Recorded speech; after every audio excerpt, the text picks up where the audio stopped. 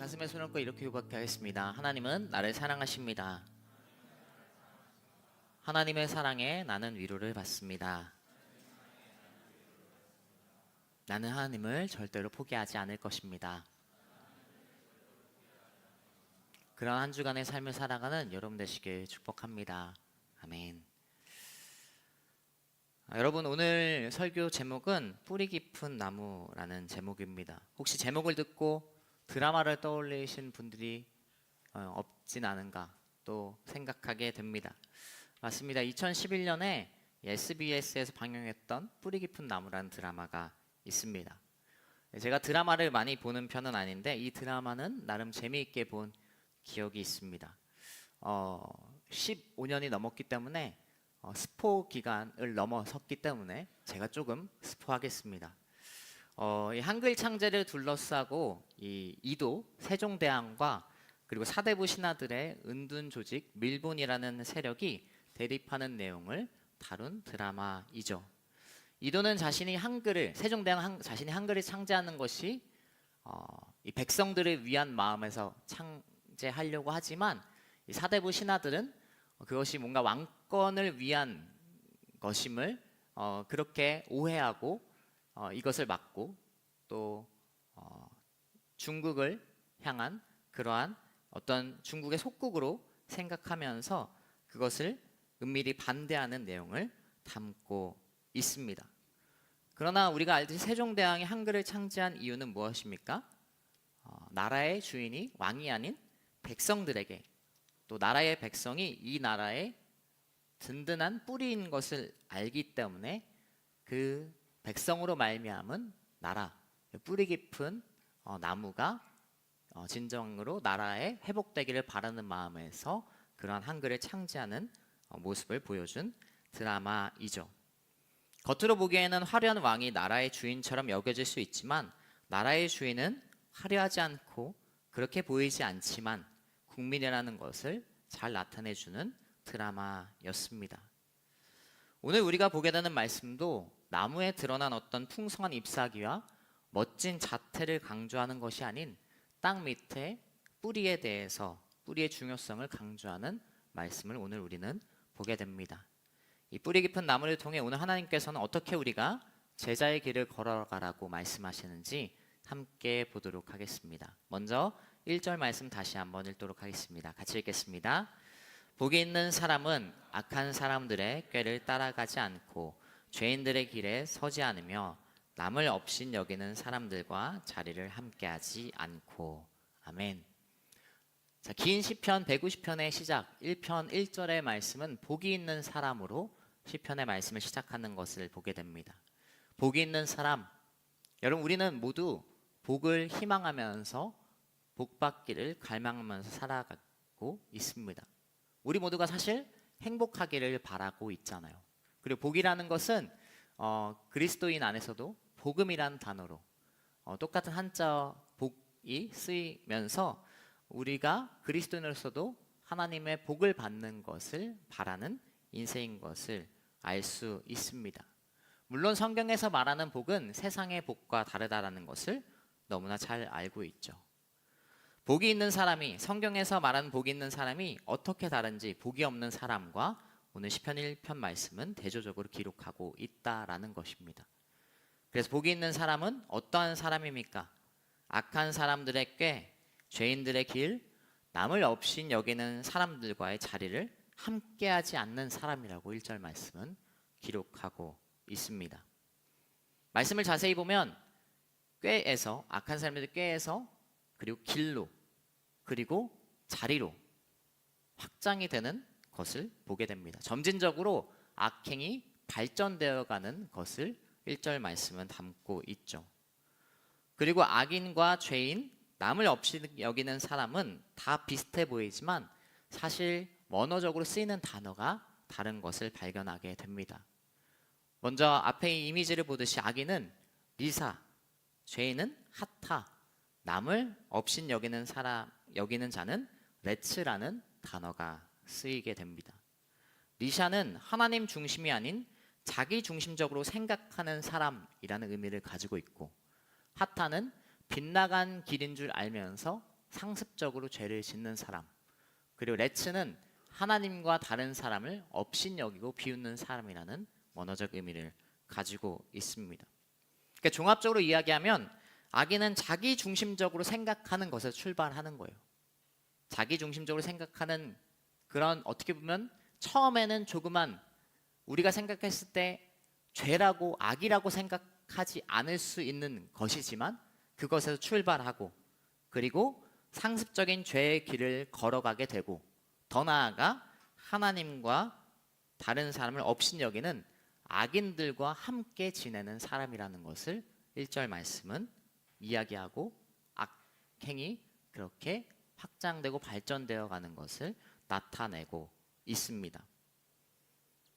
그래서 말씀은 오늘 우리에게 무엇이라고 얘기합니까? 어떤 사람이 하나님의 길로 나아가는 제자라고 이야기합니까? 처음 시작부터 조그만 죄라고 보이는 그런 조그만 움직임에도 타협하지 않는 사람, 바로 죄에 대해 타협하지 않는 제자가 되라고 시편 1절의 1절 말씀을 통해서 우리에게 이야기하고 있다라는 것이죠. 여러분, 우리의 속담에도 그러한 속담이 있지 않습니까? 바늘도둑이 소도둑 된다라는 속담이 있는 것처럼 악행은 처음부터 크게 하지 않는 것을 발견하게 됩니다. 세상에서도 마찬가지죠. 세상에서도 위법을 하는 사람이 처음부터 엄청난 큰 법을 어기지 않습니다. 회사 돈을 처음부터 몇 천만 원, 억을 횡령하는 사람은 없습니다. 시작은 1,000원, 만원, 매우 적은 돈을 빼돌리는 것으로 시작해서 그런 편법과도 같은 그런 조그만 시작이 결국 큰 범죄를 저지르는 길이 되는 것을 발견하게 된다라는 것이죠. 제가 몇 주간 끊은 음료가 있다라고 이야기했습니다. 바로 탄산음료죠. 제가 그 탄산음료를 끊었다는 것을 이제 공개적으로 밝히고 나니까 계속해서 저를 유혹하는 사람들이 있습니다. 저희 교역자 목사들도 저를 유혹하고 있습니다. 고기를 먹을 때 콜라를 끊었다면 오히려 자유해졌으니 한 모금 정도는 마실 수 있는 것 아니냐, 이렇게 저를 유혹하고 있는 것이죠. 그러나 지금 물론 틀린 말은 아닐 수 있지만 지금 아직 온전히 자유해지지 못한 저에게 조금을 마시는 것은 또 다시 중독적으로 마실 수 있는 여지가 있다라는 것입니다. 이것은 신앙의 원칙에서도 적용이 된다라는 거죠. 조금의 타협, 처음 시작은 조그마할 수 있지만 그로 인해 확장이 되고 돌이킬 수 없고 상습적으로, 그리고 더 나아가 악을 일삼는 모임으로 참여하는 사람이 되는 것을 말씀은 이야기하고 있다라는 것입니다. 예배도 마찬가지죠. 처음에는 어떤 일로 예배를 빠질 수 있습니다. 회사 일이 많아서 시험을 준비하기 때문에, 그리고 나의 삶이 분주한 삶이기 때문에 일요일에는 좀 쉬어야지, 아니면 일요일에는 다른 일을 해야지, 이번 한 번만 그렇게 빠져야지라고 생각할 수 있습니다. 아니면 여행으로 예배를 빠지게 될 때도 있죠. 물론 여행 갈 수도 있습니다.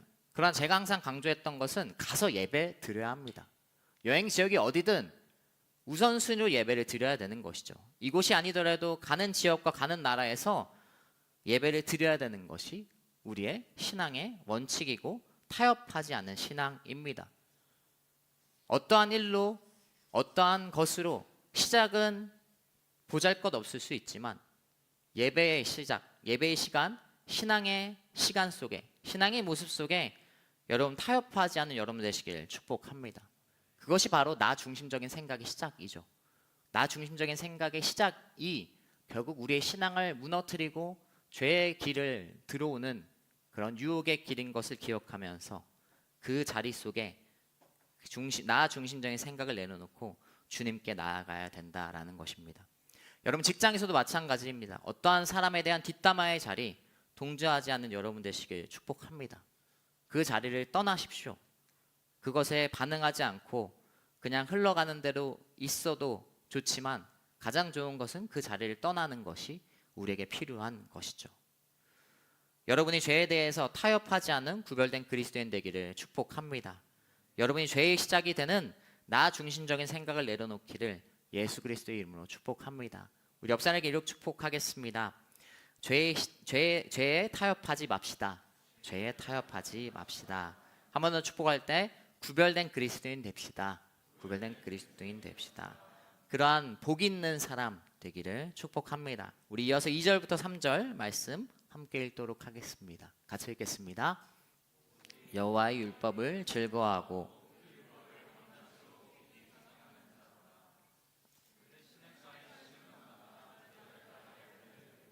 그 잎이 시들지 않는 것처럼 하는 일마다 모두 잘 되리라. 아멘. 자, 앞선 1절이 무엇을 하지 말아야 하는가가 적혀 있었다라면 2절과 3절은 무엇을 해야 하는지에 대해서 말씀을 기록하고 있습니다. 먼저 3절을 보게 되면 복이 있는 사람을 그는 시냇가에 심은 나무라라고 이야기하고 있습니다. 이 단어도 의미를 살펴보면 이 시냇가에 심은 나무는 결국 자발적으로 자연적으로 솟아난 나무가 아닌 것을 이야기합니다. 그러니까 이 나무는 시냇가에 심긴 나무, 누군가가 옮겨 심은 나무라는 것이죠. 야생에서 솟아난 나무가 아닌 누군가가 정성껏 골라서 공급이 충분한, 물이 충분한 시냇가에 옮겨 심고 가꾸고 지켜주는 나무의 의미를 가지고 있습니다.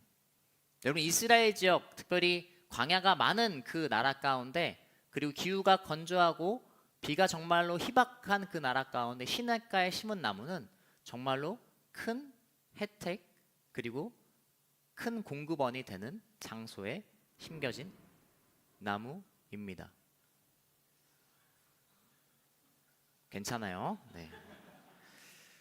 여러분, 나무는 자체적으로 물을 만들 수 없습니다. 물을 공급받아야 하는 것이죠. 보이지 않는 뿌리를 통해서 물을 공급받아야 하는 것입니다. 그리스도인은 어떠한 사람입니까? 말씀처럼 자신이 무엇을 행하는 사람이 아닙니다. 예수님을 통해 죽음에서 생명의 자리로, 생명이 보장된 시냇가로 옮겨진 사람이 바로 그리스도인이죠.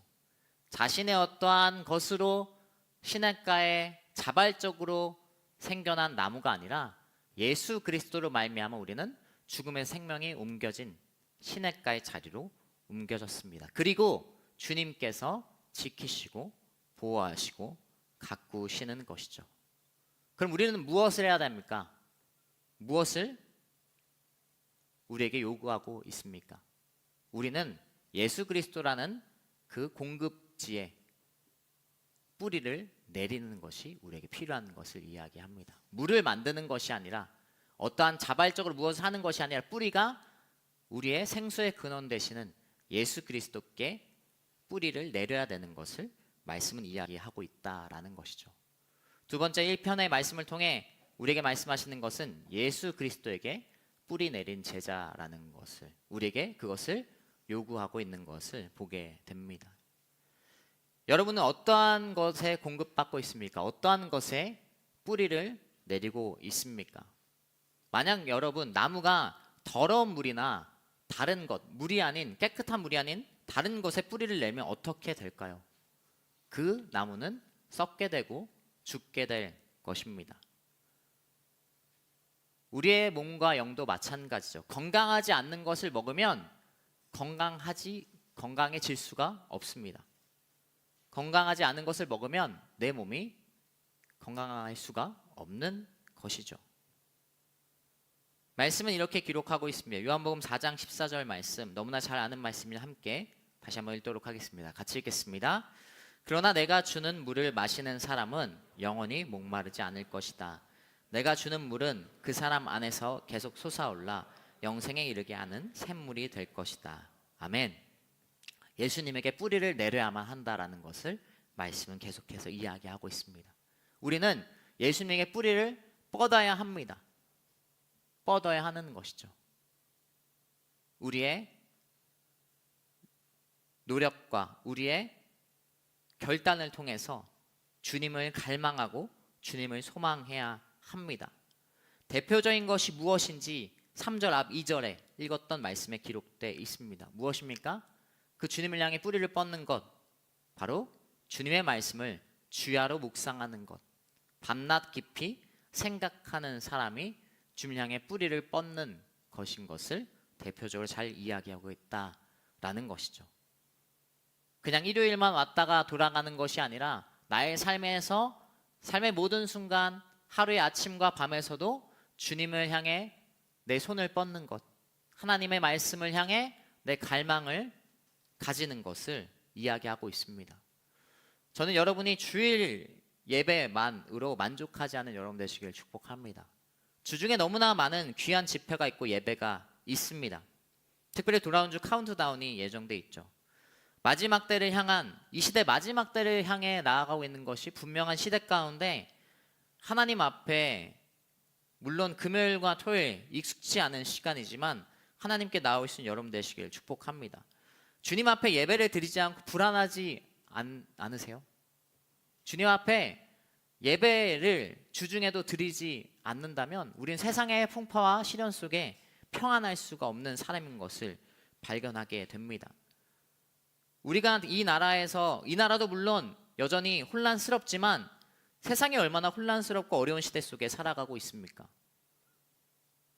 모르겠습니다. 뭐 영화에서 나오는 장면일지 모르지만 어떤 버튼 하나만 누르면 전쟁이 시작될 수 있고 어떤 사람에 의해서 세상의 한순간이 컨트롤되는 우리는 시대를 살고 있습니다.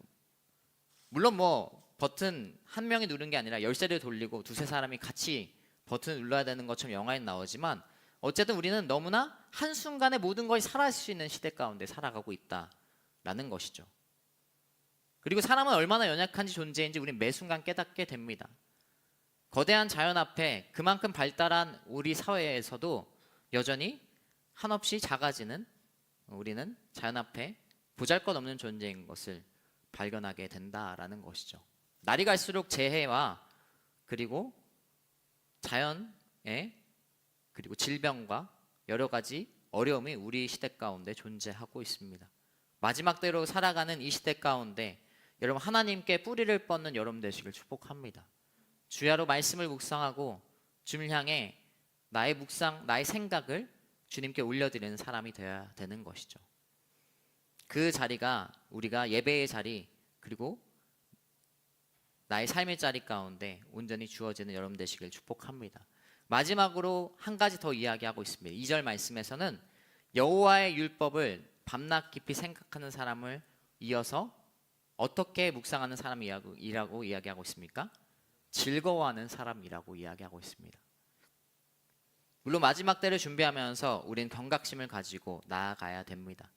그러나 그 두려움의 이 시대 가운데 우리는 주님의 말씀 속에 평안할 수 있고 기쁨이 있고 감사함이 있는 것인 것을 말씀은 나타내고 있다라는 것이죠.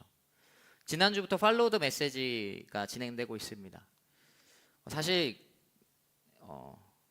부끄러운 말이지만 제가 최근에 사역의 여러 일정으로 팔로우 더 메시지 성경 읽는 것이 부담이 되는 거예요. 그리고 막 즐겁지 않은 거예요. 그런데 오늘 말씀을 준비하면서 하나님께서 어떻게 우리가 하나님의 말씀을 묵상해야 되고 또 하나님을 바라야 되는지 다시 한번 말씀해 주시는 것 같았습니다.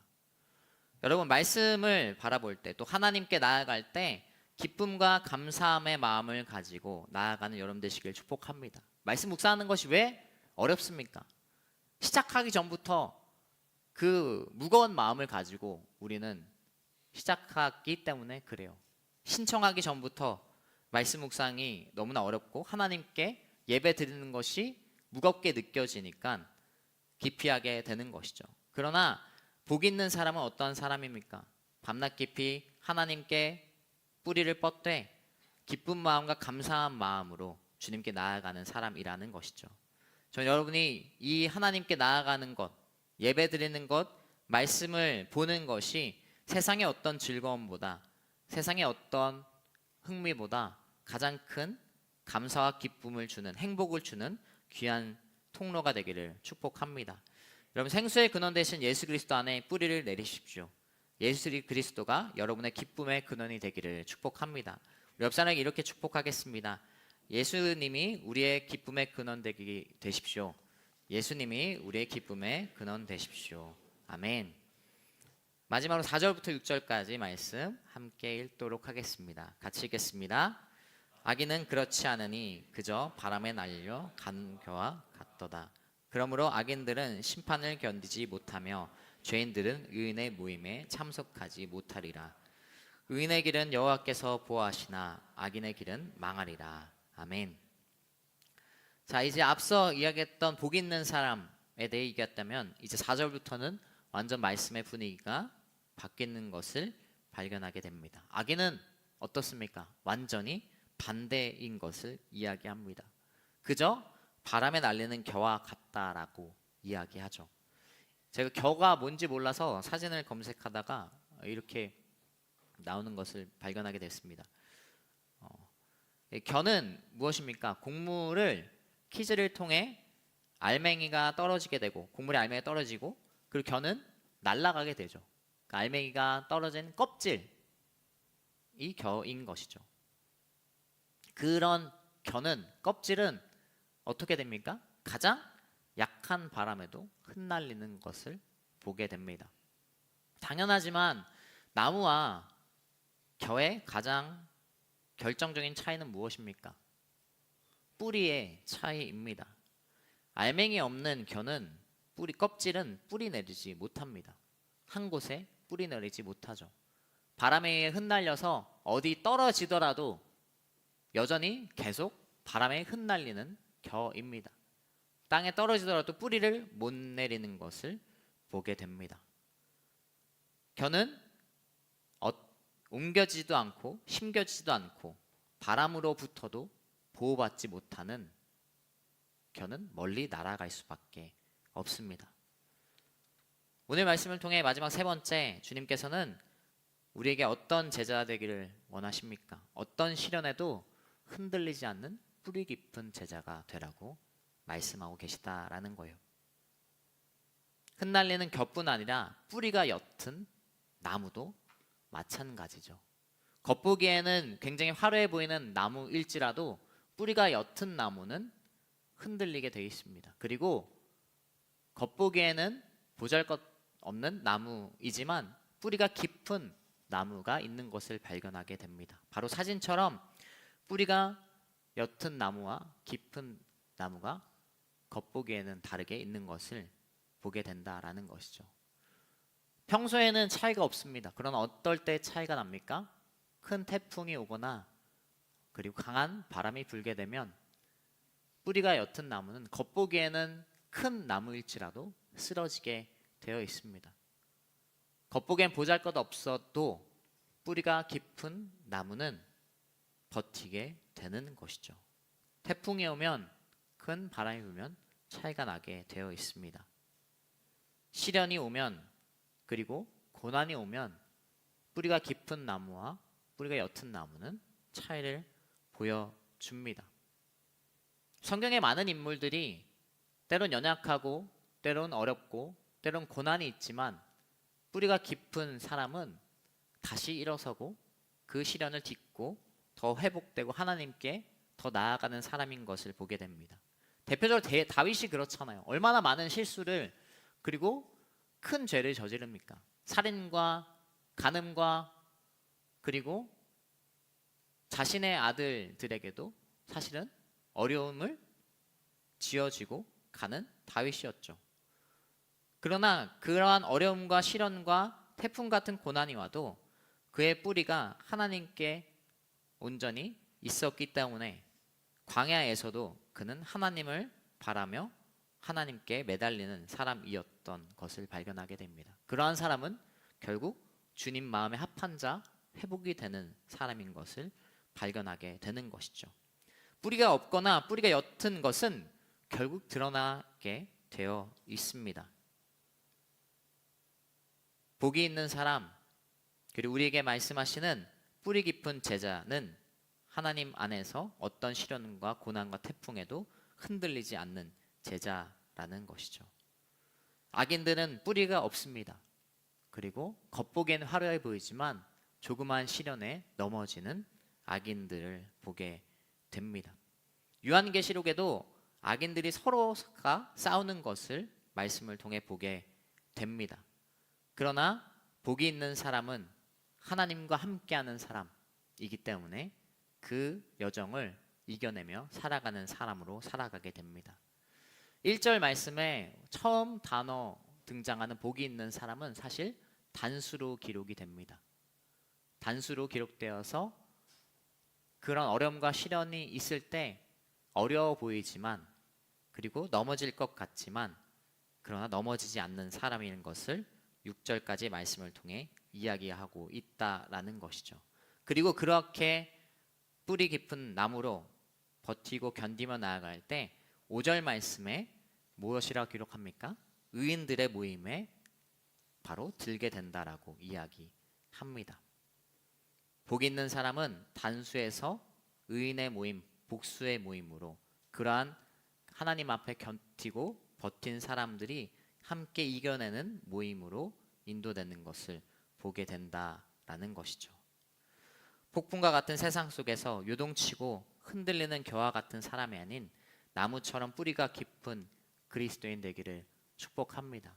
그리고 그것이 혼자가 아님을 주님께서 함께 하시고, 그리고 이미 많은 그러한 그리스도인들이 각자의 자리에서 치열하게 싸우고 함께하고 있음을 기억하며 살아가는 여러분 되시길 축복합니다. 말씀을 정리하겠습니다. 여러분, 뿌리 깊은 나무를 통해 바라본 제자의 모습은 어떤 모습입니까?